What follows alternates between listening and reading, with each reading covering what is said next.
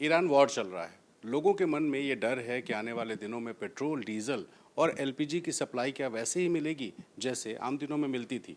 ये समझने के लिए मैं यूपी में हूँ, देश की सबसे बड़ी आबादी वाला राज्य, और उत्तर प्रदेश में पेट्रोल, डीजल और एलपीजी की कंडीशन को समझने के लिए मैं बात करूंगा संजय भंडारी साहब से, जो इंडियन ऑयल के एग्जीक्यूटिव डायरेक्टर हैं और साथ ही स्टेट लेवल कोऑर्डिनेटर भी हैं। सर, उत्तर प्रदेश में अभी क्या कंडीशन है एलपीजी को लेकर, गैस के अलावा पेट्रोल और डीजल को लेकर? उत्तर प्रदेश राज्य की भी मैं बात करूं, यहाँ पर हमारे पास में राज्य भर में करीब इंडस्ट्री बेसिस पे करीब 13,000 से अधिक पेट्रोल पंप्स हैं और ऑन एन एवरेज एक पेट्रोल पंप पर मैं मानूं करीब 5 से 6 दिन की इन्वेंट्री अवेलेबल है। सिमिलरली हमारे स्टेट में करीब 32 सप्लाई लोकेशन है और हर सप्लाई लोकेशन में करीब 10 से 12 दिन का इन्वेंट्री अवेलेबल है। तो मुझे नहीं लगता है कि पेट्रोल व डीजल की सप्लाईज को लेकर कोई भी इशूज़ है। पेट्रोल और डीजल की सप्लाई बिल्कुल नॉर्मल है। और अगर एलपीजी की बात करें, हमने देखा कि बहुत सारे लोग अभी भी गैस एजेंसीज पे चले गए, लाइन लगा लिया। ये क्या र्यूमर्स की वजह से है या वाकई में शॉर्टेज चल रही है? देखिए, अगेन हम एलपीजी डिस्ट्रीब्यूटर्स की बात करें, एलपीजी डिस्ट्रीब्यूशन की, तो हमारे राज्य भर में करीब 4,100 एलपीजी डिस्ट्रीब्यूटर्स हैं और किसी भी गिवन डे पर हर डिस्ट्रीब्यूटर के पास में नॉर्मली एक दिन का इन्वेंट्री रहता है। सिमिलरली हमारे प्लांट्स में जो एलपीजी का स्टोरेज रहता है वो capacity almost 4 days cover definitely रहता है। तो आज भी वही स्थिति है, करीब हमारे पास में 5 दिन का कवर अवेलेबल है।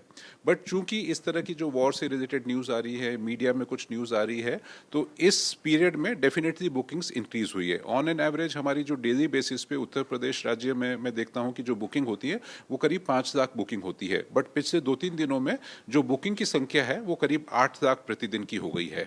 तो डेफिनेटली कुछ जो मार्केट र्यूमर्स के बेसिस में लोग ऐसे प्रिकॉशनरी मेजर अधिक बुकिंग करा रहे हैं। मैं आपको यही आपके माध्यम से यही निवेदन करना चाहूंगा कि सप्लाईज नॉर्मल है, पैनिक करने की आवश्यकता नहीं है। अच्छा, ये जो स्टॉक होल्डिंग है, या वो ग्राहक करे या फिर जो डिस्ट्रीब्यूटर्स हैं वो करें, ये ना हो पाए और सप्लाई बिल्कुल स्मूथ चलती रहे, इसके लिए क्या क्या उपाय किए गए? देखिए कि वैसे तो हमारे जो डीलर्स हैं, डिस्ट्रीब्यूटर्स हैं, हर जने के पास में जो होल्डिंग कैपेसिटी वो लिमिटेड है। लिमिटेड इन द सेंस कहते हैं कि जैसे किसी के पास में 7 दिन का, 8 दिन का कैरिंग कैपेसिटी है, तो हमारे पास में एडिक्वेट स्टॉक अवेलेबल है to fulfil the requirement. But LPG को लेके हमने कुछ डेफिनेटली कुछ स्टेप्स इनिशिएट किए हैं। जैसा कि सबसे पहले हमारी प्राथमिकता डेफिनेटली जो डोमेस्टिक एलपीजी यूज़र है उनको है। उसके लिए हमने सबसे पहला स्टेप ये लिया है कि जो रिफिल के बाद में जो नेक्स्ट बुकिंग है उसकी समय सीमा हमने अब 25 दिन कर दी है। 25 दिन के बाद ही वो नेक्स्ट रिफिल के लिए बुक करा सकते हैं। नंबर 2, हमने ये भी सुनिश्चित किया है कि जो भी डिलीवरी हो, रिफिल की डिलीवरी हो, वो बेसिकली एक डीएसी के माध्यम से हो, डिलीवरी ऑथेंटिकेशन कोड, जिसमें कि जब ग्राहक के पास में सिलेंडर पहुंचता है तो एक ओटीपी जनरेट होता है टू एंश्योर कि जो सिलेंडर पहुंच रहा है वो जेन्युइन कस्टमर के पास में ही पहुंचे और उसका किसी भी प्रकार से डाइवर्शन नहीं हो सके। तो इसमें हमने 100% डीएसी को भी इम्प्लीमेंट किया है।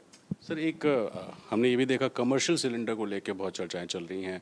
रेस्टोरेंट वाले कह रहे हैं साहब हमें नहीं मिल रहा है, इस तरह की भी कुछ दिक्कतें आ रही हैं। मैंने जैसा कि बताया कि प्राथमिकता हमारा डेफिनेटली डोमेस्टिक एलपीजी यूजर्स है और हमारे सारे स्टेप्स है कि एलपीजी को किस प्रकार से कंजर्व किया जाए। उसी क्रम में हमने कुछ नॉन डोमेस्टिक या इंडस्ट्रियल सेक्टर में जो कुछ सेक्टर्स को प्रायोरिटाइज किया है, जहां पे, और बाकी दूसरे की रिलेटिवली लेसर प्रायोरिटी सेक्टर्स है वहां पे हमने सप्लाईज कुछ रेस्ट्रिक्ट की हैं। बट जैसे कि हॉस्पिटल्स हैं, एजुकेशनल इंस्टीट्यूशंस हैं, इनको इससे एग्जेम्प्ट रखा गया है और इनको नियमित सप्लाई जा रही है। बाकी होटल और रेस्टोरेंट वगैरह, इनको थोड़ा रिस्ट्रिक्शन रहेगा। Yes, for the time being ये इनफैक्ट हमने थोड़ा सा रेस्ट्रिक्शन इम्पोज किया है ताकि जो घरेलू उपभोक्ता है उसको किसी प्रकार की बाधा उत्पन्न नहीं हो। अच्छा सर, प्रोडक्शन लेवल पे भी कुछ आप लोगों ने कुछ इस तरह का इंटरिम अरेंजमेंट किया है क्या? हाँ, इसमें बेसिकली कुछ गवर्नमेंट ऑफ इंडिया के आदेशानुसार मतलब रिफाइनरीज हैं एलपीजी प्रोडक्शन को मैक्सिमाइज करने का प्रयास कर रही हैं। यानी कि जो बाकी जो रेसिडुअल प्रोडक्ट्स हैं वो ना बना करके एलपीजी को ज़्यादा प्रायोरिटी। हाँ, चूंकि एलपीजी मतलब एलपीजी पे हम काफ़ी इंपोर्ट्स पे डिपेंड करते हैं, जो कंट्री की रिक्वायरमेंट है उसमें हमें ऑलमोस्ट 70% एलपीजी इंपोर्ट करना होता है। तो प्रेजेंट जो जियोपॉलिटिकल डेवलपमेंट्स हैं इसके चलते हुए और एलपीजी प्रोडक्शन को मैक्सिमाइज करने के लिए इंस्ट्रक्शन शायद रिफाइनरीज को दिए गए हैं।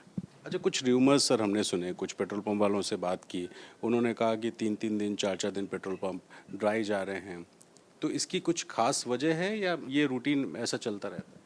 नहीं, देखिए सर, मुझे लगता है कि ये शायद ये गलत जानकारी है कि 3-3 4-4 दिन पेट्रोल पंप ड्राई हैं।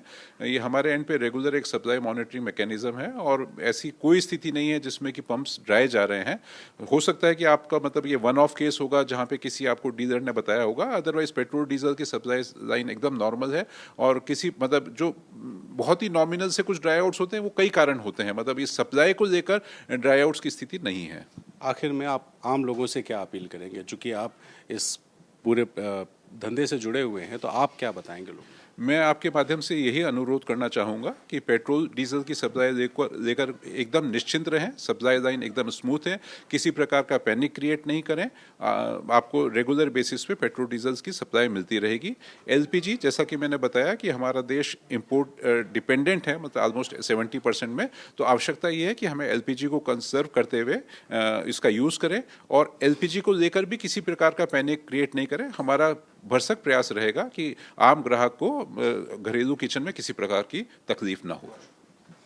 तो दिक्कत नहीं है, सप्लाई स्मूथ है, लेकिन इसमें जिम्मेदारी आपकी भी है, क्योंकि आप अगर अपने घर में मिसयूज़ करते हैं किसी भी तरह से एलपीजी का, वो रोकें ताकि सिचुएशन बिल्कुल सामान्य रह सके।